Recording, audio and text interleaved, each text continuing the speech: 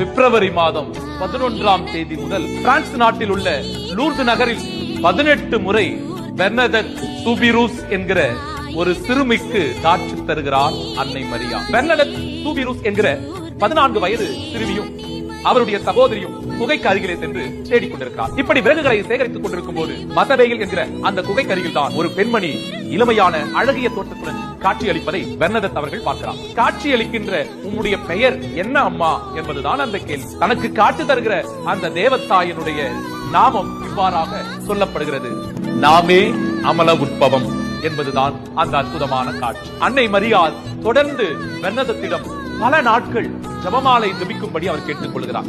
ஏனென்றால் இந்த உலகமானது இறைவனை புறக்கணித்து விட்டு வேறொரு பாதையில் சென்று கொண்டிருக்கிறது. அவர்கள் மனம் திரும்ப அனுதினமும் நீ தவறாமல் ஜெபமாலை ஜெபிக்க வேண்டும் என்பதே அன்னை மரியாளுடைய இந்த காட்சியின் கட்டளையாக அடங்கி